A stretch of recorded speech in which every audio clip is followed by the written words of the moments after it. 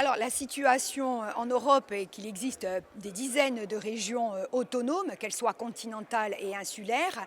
La plupart des régions insulaires d'ailleurs sont autonomes, ça c'est évident.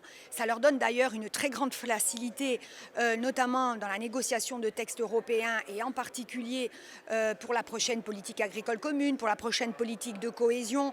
C'est la politique de la pêche aussi pour les îles, on en a parlé hier. La question de la protection civile, on en a parlé également. C'est beaucoup plus simple lorsque les régions sont autonomes parce qu'elles sont complètement associées au processus, en particulier d'élaboration des prochains plans partenariaux nationaux, régionaux.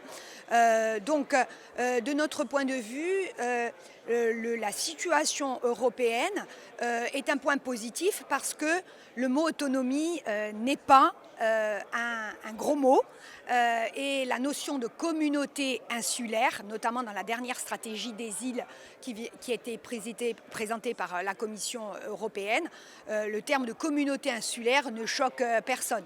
Voilà, il y a beaucoup de communautés insulaires autonomes en Europe.